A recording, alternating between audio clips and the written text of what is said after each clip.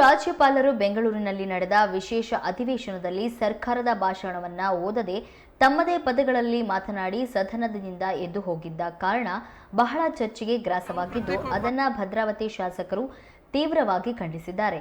ರಾಜ್ಯಪಾಲರು BJP agent ರೀತಿ ವರ್ತಿಸುತ್ತಿದ್ದಾರೆ ಎಂದು ಭದ್ರಾವತಿ ಶಾಸಕ ಬಿಕೆ ಸಂಗಮೇಶ್ ಆರೋಪಿಸಿದರು.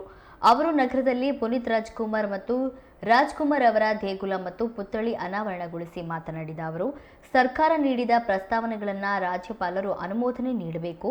ಅದನ್ನ ರಾಜ್ಯಪಾಲರು ಬಿಜೆಪಿ ಹೇಳಿದಂತೆ ವರ್ತಿಸುತ್ತಿದ್ದಾರೆ. ಮಹಾತ್ಮ ಗಾಂಧಿ ದೇಶಕ್ಕೆ ಮಹಾತ್ಮ ಗಾಂಧಿಯಾಗಿದ್ದಾರೆ. ಅವರ ಹೆಸರನ್ನ ಬದಲಿಸಿ ರಾಮ್ಜಿ ಹೆಸರು ತರ್ತಿದ್ದಾರೆ.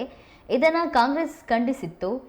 ನಮ್ಮ ನಾಯಕರಾದ ಸಿಎಂ ಸಿದ್ದರಾಮಯ್ಯ ಮತ್ತು ಡಿಸಿಎಂ ಡಿಕೆಶಿ ನೀಡುವ ಸೂಚನೆ ಪಾಲಿಸುತ್ತೇವೆ. ಭದ್ರಾವತಿಯಲ್ಲೂ ಮನರೇಗಾ ಹೆಸರನ್ನ ಬದಲಿಸುವುದನ್ನು ಖಂಡಿಸಿ ಪ್ರತಿಭಟಿಸಲಾಗುವುದು ಎಂದರು.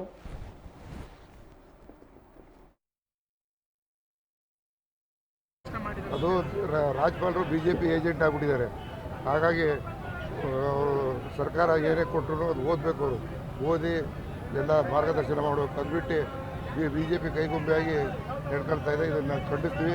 ನಮ್ಮ ಮುಖ್ಯಮಂತ್ರಿಗಳು ಡಿ ಕೆ ಶಿವಕುಮಾರ್ ಸಾಹೇಬರು ಏನು ನಮಗೆ ಸೂಚನೆ ಕೊಡ್ತಾರೆ ಅದ್ರ ಪ್ರಕಾರ ನಡ್ಕೊಳ್ತೀವಿ. ರಾಜ್ಯಾದ್ಯಂತ ಹೋರಾಟಕ್ಕೂ ಮಾಡ್ತೀವಿ, ಖಂಡಿತ ಮಾಡ್ತೀವಿ.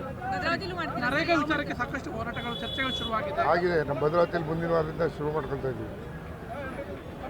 ಯಾಕೆಂದರೆ ಮಹಾತ್ಮ ಗಾಂಧಿ ದೇಶಕ್ಕೆ ಮಹಾತ್ಮ ಅವರು ಅಂಥವ್ರ ಹೆಸರನ್ನು ಬದಲಾವಣೆ ಮಾಡಿ ರಾಮ್ ಜಿ ಅಂತ ಮಾಡೋಕ್ಕೆ ಹೊರಟಿದ್ದಾರೆ. ಇದು ಖಂಡಿಸ್ತೀವಿ.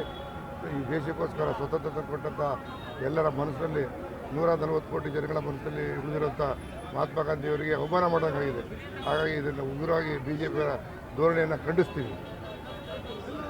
ಧನ್ಯವಾದಗಳು. ಅವರು ಪ್ರತ್ಯೇಕವಾಗಿ ಭಾಷಣ ಮಾಡಿದ್ದಾರೆ. ಅದು ರಾಜ್ಯಪಾಲರು ಬಿಜೆಪಿ